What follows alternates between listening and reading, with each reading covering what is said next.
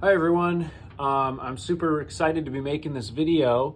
I've been waiting to make this video for quite a while now, and I've finally gathered up everything that you see in this video to complete this video successfully.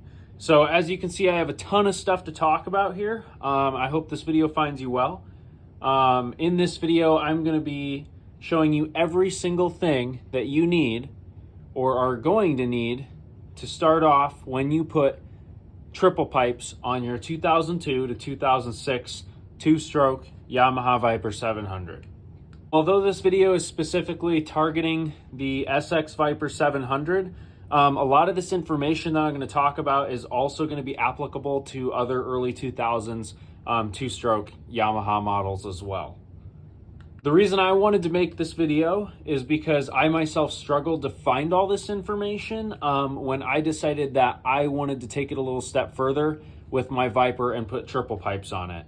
I also feel like not everyone realizes, just the same that I did, not everyone realizes how much work, time, money, and knowledge it takes to actually put triple pipes on these sleds. I see a lot of posts all over Facebook every year about people wanting to add the triple pipes onto their Vipers, which is very, very cool. However, some people don't realize that you can't just like slap a set of triple pipes on your sled and then go rip with 25 or 30 horsepower more. And I did the same thing before I knew anything about them. Putting a set of triple pipes on your sled, it changes the way your engine runs, it changes the way your sled handles, and much more. So everything you see here that I'm going to talk about is 2 years of parts and information that I've acquired just in order to film this video. Scrolling for hours on Totally Yamaha, through the old forums, through Facebook, chatting with people on Facebook, and more. So that being said, it's a good time to kind of plug a couple of the Facebook groups on Facebook. And if you're not already a part of those, you should join them. There's a lot of people in there that helped me learn. And there's just a lot of good information on these Facebook groups. So I'll list three of the Facebook groups here that you could join.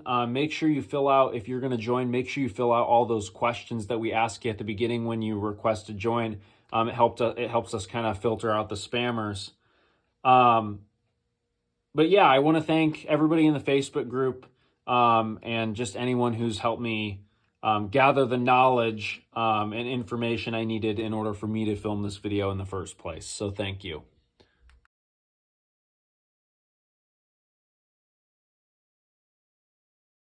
So if you haven't already joined those Facebook groups, you can find me on those groups. As always, don't hesitate to reach out to me if you have questions or you need help. Even if I don't personally know the answer, I can probably refer you to someone who can help you or will have the knowledge to help you, or just help you find the information in general. I do have a lot of information personally that's filed away in my computer that I've gathered over the last few years, and I'm more than happy to share any of that with anyone else if needed. So with all that being said, here's almost everything you need to triple pipe your 2002 to 2006 Yamaha Viper 700. I am missing a couple things here. The two things that I'm missing out of everything here are the rear heat exchanger. This came stock, I believe, on the SRX. The only reason I don't have that in the video is because it's already installed in my sled. That came on my sled. Since my sled is a 2004, it already had the rear heat exchanger. And I wasn't just going to remove the rear heat exchanger just to put it on the floor in front of you for the video. The other thing that I'm missing are studs. I have 2 studs down here on the floor there. I'm missing the studs as well. I have those 2. They're 2 different sizes. And the only reason I don't have those yet is because I simply haven't ordered them. I'm still trying to figure out what size and length and type of stud that I want to run in my Viper. So yeah. So I will briefly talk about those 2 things in a little bit here as well. Please also know that I don't consider myself a professional or an expert on this stuff. I'm just a guy who likes Yamaha sleds and I enjoy tinkering in the garage. So please be courteous to my time and effort in order to make this video. If you have any comments or concerns about anything, or maybe I'm forgetting something, just feel free to leave a comment on this video or contact me through Facebook. Find me. I'm all over those groups, and we can chat about that. So the way I kind of have my camera set up here is you're on a tripod that's fully extended up, and the tripod is on a stool. And that was just so I could get the field of view just to capture everything that I have kind of laid out here on the floor. Because of that, I don't want to be like bending down to like point to different stuff and getting in front of the camera. So in order to solve that issue, I have this pool stick that I'm going to be using, and I'm going to kind of use this pool stick to point around a little bit. So I'm probably going to start on the left here, where the pipes are at, and I'm going to kind of work my way around. Do forgive me if I'm kind of bouncing around to different things, because all these parts are kind of working together in order to make happen what we want to do. So I'm going to start from the left, and I'm going to work my way to the right. So over here on the left, we have my triple pipes. These are SLP brand triple pipes. Yeah, here they are. Here's the silencer over here. I have the flanges right here. These flanges that I have are actually kind of interesting. These aren't the original flanges for these pipes. Let me pick them up here and I'll show you. So these are what my flanges look like. And these are homemade flanges. Because when I got these triple pipes, they didn't have the correct SLP flanges. They actually came with like Bender VIP trail pipe flanges. And I couldn't find any flanges for these SLP pipes anywhere online. I can't find them for sale. And if somebody does have them for sale, they want to sell them, of course, with their pipes, which I totally understand. They don't want to separate them. That being said, if anybody has SLP flanges, hit me up, I'll buy them. But these are my flanges, and I'm going to make a video about these pipes. Probably two separate videos, actually. I have one video of me doing the painting process, like all the preparation to get them how they look now, and then a separate video on like the installation of the pipes, which I'll probably talk more about how this was made in that video. So the original flanges on the SLP ones they weren't one big piece like this. They're actually three separate flanges, but I made mine just so they're all together, and I don't think it's going to make a difference at all.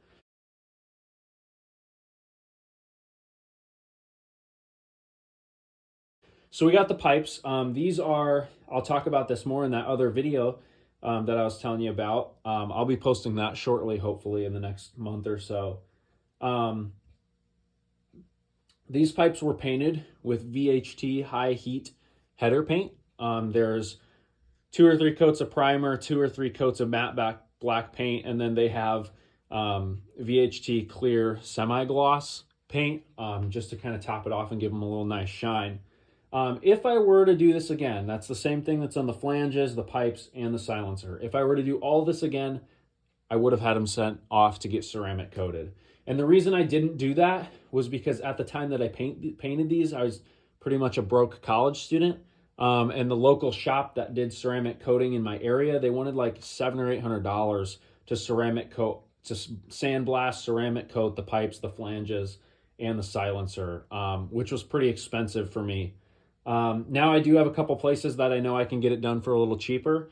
But for now, I mean, I did a really good job, in my opinion, of painting them with that VHT and doing a really good job of doing all the preparation and the sanding and the, everything. So I'm going to rock with them, I think, for at least this year, maybe 2 years if the paint lasts long enough, just because I spent all that time to paint them. And then eventually I will probably have these all sent off to get ceramic coated. Let's just say you get yourself a set of pipes. Great. You got your flanges, your pipes, your silencer. There are a couple other things that you're going to need to consider before just putting these on your sled. There are a couple other parts. You got to have all the springs for the pipes. There's also these little rubber grommets. I'll show you these up close. That's what those look like. And these are in a couple different places on the pipes. There's one that goes here, and then I believe the other one is, it goes under this, down on that pipe. And what those grommets do is they just prevent the pipes from rubbing together and wearing the paint off and rubbing the metal together. So that's what those little rubber grommets do. So you should have those. A lot of times I see pipes online and they're either missing these little rubber grommets entirely, or they're just like completely deteriorated or falling off and ripped. There's also another one on the bottom of the silencer. This is a stock. This is actually, this rubber grommet is from the original silencer on the OEM silencer that you get with the Yamaha Viper, the stock silencer. And you can still get these. And this is stuff that I'm kind of just briefly talking about it, but I'll give all the part numbers and everything that you're going to need and the pricing, the price breakdown in the video where I'm actually installing these pipes. So you need all your springs, you need some rubber grommets. There's a little spring tab that I have right here. I know that's probably kind of hard to see. There's the spring tab, and that goes on the chain case. You drill a hole through your chain case, and then this gets bolted on, and then this goes to a spring on your silencer that keeps your silencer from bouncing around. You have your Grafoil exhaust seals. There's 3 of them, 1 for each pipe. Usually when you get a set of pipes, these are either in terrible condition or they're completely missing. These are expensive. You're going to need those. You're also going to need some Permatex Ultra Copper high temperature gasket maker for exhaust systems. And this is the stuff that you're going to use to seal the ends of the pipes into the silencer, because they don't have any type of Grafoil seal going into the silencer. So these ends stick into the silencer, and you're gonna want to seal it off with this Ultra Copper silicone. And this is, all of this is stuff that the instructions are recommending. I have the original instructions for the SLP triple pipes. I have the file in the Facebook group shared with everyone that's in the group. So if you're looking for those are in the group as well. So that kind of covers everything for just the pipes.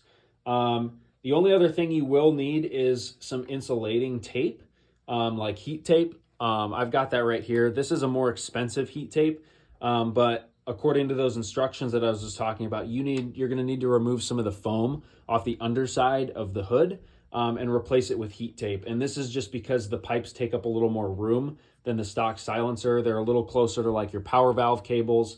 So you're going to want to get different parts in the engine bay with some heat tape. We'll need heat tape. Moving up a little bit here, this is your clutching stuff. So I've got a Bender Helix with a Bender Racing spring. This is all a kit that came. They sold these in kits. So you have a different spring for the primary clutch, different spring for the secondary clutch. These are the original Yamaha clutch weights, but they have different rivets in them. And there's a bunch of stuff on clutching online. I might talk about this, I might not. I'm not 100% sure whether I'm going to make a video on clutching, because everyone's clutching is a little bit different for the way they like their sled to perform. Right next to that clutching stuff, I have this is a Yamaha SRX torque arm, torque stop, torque limiter, it's called. This came from the Yamaha SRX. The SRX came with triple pipes, and they came stock with these. So what the torque stop does is you need to mount that, because with the triple pipes, when the engine starts to twist under load, that torque stop is going to stop the engine from moving. It helps actually keep the clutch alignment straight too, but it mounts behind the engine on the clutch side of the bulkhead. So it was added on like the SRX. Actually, it's just like a rear engine stabilizer pretty much. And it just helps on the SRX to save all the other engine mounts. And so it goes on the clutch side because that's where the most torque rock occurs. So this is kind of a part that you're going to want to have on your Viper too, when you put triple pipes on it. Moving up a little bit, we have our mono cylinder head and our Bender OptiCool head gasket. If you're putting triple pipes on your Viper, you need to send your head off to get machined. This is the stock Yamaha mono head, but it was machined by Bender Racing. I have an entire video talking about these two things on my YouTube channel. You can go back and find it, and I do like a really in-depth video about why you need the optical head gasket, why you need to get this stock head machined. But basically, this was done by Bender Racing. You can also get them done by Hawk Power Sports. I think at Hawk it's like $400 or $500 to get your head machined. I think it's $400 to get your head machined. And what they do is they're taking your head, your stock head, which has different size combustion chambers from the factory. Now that we're triple piping our sled, we need equal size combustion chambers in each of the cylinder heads. So that's where this kind of whole dealio comes into play. And then if you're running the stock head with the triple pipes, you're going to be making more heat, and so you're going to need the optical head gasket. Go watch my video if you need help understanding this. I do like a whole video breakdown on this stuff. Another thing I have a little bit up here more, you're going to probably want a new gasket for your flanges. And even the original flanges that are separated, they're not all together like that. They call for the OEM manifold gasket. So you're probably going to want a new gasket because these studs are 20 years old now. The gasket's probably worn out.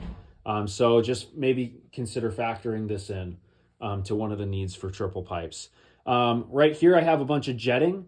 I'm not going to go into this, but you do need to know that you're going to have to jet your carburetors differently if you're putting triple pipes on your sled, which jets can get kind of expensive. They're not the most expensive thing, but these are all things that are just going to add up to the price.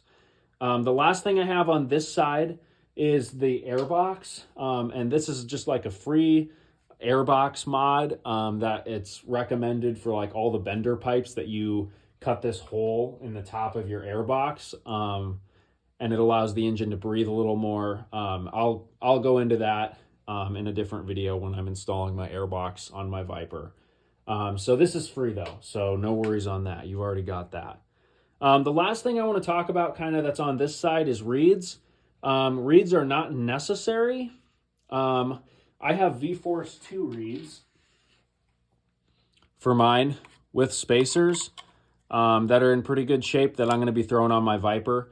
Not a necessary mod, but some people I know just run the stock Yamaha reeds, which the stock ones I've heard are actually really good.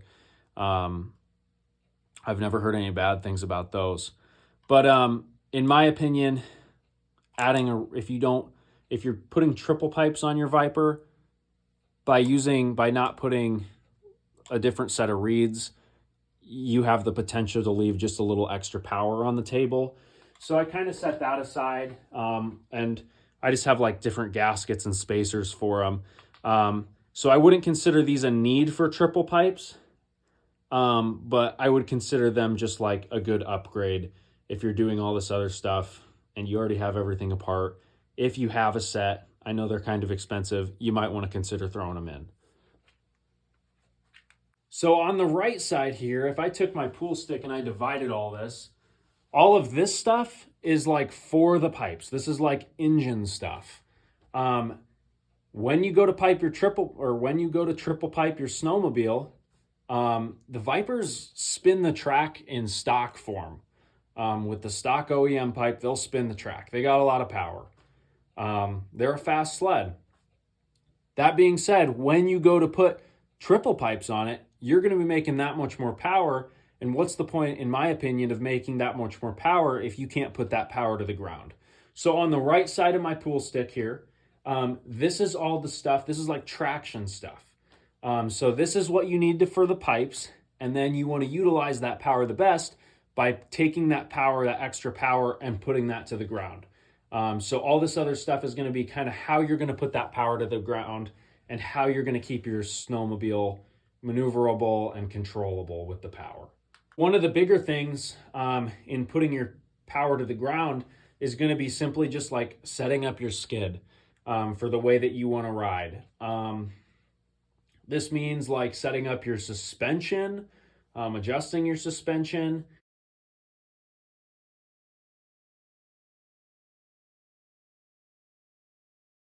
I personally want to stud my track on my Viper. So like I said earlier, I have two different studs. This one's a 1.325, this one's a 1.450. And I'm not entirely sure which stud length I'm going to go with yet. I have a brand new 1.25 track. which would call for the 1.325 stud, but I'm thinking about going to a 1.450. That's why I haven't ordered the studs yet. So I only have 2 of them, but I do have them here just to talk to you about a little bit. I'm going to stud my Viper. Since I'm going to stud my Viper, I'm going to go down to 8-tooth drivers. The stock Yamaha Vipers have a 9-tooth driver. This is from a Yamaha Viper Mountain. They came stock with 8-tooth drivers. So I have a set of 8-tooth drivers, which is going to give me enough clearance to run my studs in my sled with no worries of damaging that front heat exchanger. To go along with that, switching down to the 8-tooth drivers in order to get my traction from the studs, I'm going to have to re-gear my chain case. So I have charts on this. I have them shared in the Facebook groups on how to re-gear your chain case on all the old Yamaha 2-stroke sleds. So I have different gears and a different chain. This is a 68 link chain. Some of the gearing charts will call for like a 70 link chain. That's something that you're going to have to figure out according to those charts. So going to the 8-tooth drivers, I need to re-gear my chain case to get my gear ratio back to as close as I can to stock, so I can add the studs, so I can get more traction to use my power. Since I'm studding, I went down to the 8-tooth drivers. I'm also going to install stud guards. And stud guards actually came on the Vipers from the factory, but my Viper had them removed before I got it. I bought my Viper used. It had them removed, as well as the stud guards. So I've got stud guards, 2 of them. These are the OEM stud guards. These go underneath at the top of the tunnel. You'll need stud guards for your front heat exchanger. That's what these are. And then stud guards for your rear heat exchanger. That's what these are and these. These are the Bender Racing ones. These are the stock stud guards. I don't have an example of the stock stud guards for the front heat exchanger. These are the Bender Racing ones. I did have a set of stock ones though. They look a little different than the Bender Racing ones for the rear. And so I threw those in there too. So in order to stud, you need to have the clearance to do it, which I'm achieving by getting through the 8-tooth driver. You need to have stud guards. So I have those laid out for you. The last couple things I have to talk about. Carbides. You're probably going to want to have yourself a nice set of carbides. I have brand new ones. These are dualies. I've never ran dually carbides before. So the reason I got them is because I didn't have a huge preference on carbides, but I've always wanted to try out the dualies, so I'm going to run those. But a fresh set of carbides is going to help you out. And then these are Yamaha adjustable transfer nuts. And these are going to help the transfer of power onto the ground. And I'll have a separate video of installing these. So once you get all your power stuff figured out, you need to figure out how you're going to get that power to the ground. And that's where a lot of this stuff comes into play. So with all that being said, I would say, this is a lot of stuff. This is a lot of information. This is a lot of money. I'm going to have separate videos, hopefully, talking about all these different things, installing them, why you need them, how they work, and just giving more information on individual parts. Because it would be impossible for me to upload a long video that explains all of this in depth. So I'm going to have separate videos for that. But I would say, it would be reasonable to say you might have $1,800 worth of parts that you're going to have to put in just to put the triple pipes on your sled. I mean, the pipes nowadays are, depending on the condition that you get a set of pipes in and what pipes you buy, they're going to be somewhere between, I would say, $500 to $800 or $500 to $1,000. So call it $1,000 or call it $800 for the pipes. Then you got your head, your mono head that's been machined by Hawk for $400. You're at $1,200 just in the pipes and the head. And I can't tell you off the top of my head how much I paid for this other stuff, but you might be $1,500 or $1,800 into the sled, all said and done, to get the power and the traction that you need to go out and have a good time with it. So I hope this video helped. Like I said, I didn't want to go in depth on everything, but I kind of wanted to make a video just like having everything laid out to kind of just show someone everything that it's going to take just to triple pipe your sled. It's not as simple as just taking the triple pipes, putting them on, and jetting your carburetors a little differently. There are a lot of other things that need to go into it to get it to perform to the fullest potential with your triple pipes. Like I said, don't forget that I'm missing the rear heat exchanger in this video. And so you're going to need that rear heat exchanger too if you want to triple pipe your sled, because of the added heat and horsepower to your sled. You need that rear heat exchanger to help cool down your engine. So with all that being said, I hope this video was helpful. If there's anything else you can think of, feel free to let me know. I'm always open to advice, of course. So hope this video helped. Enjoy the rest of your day.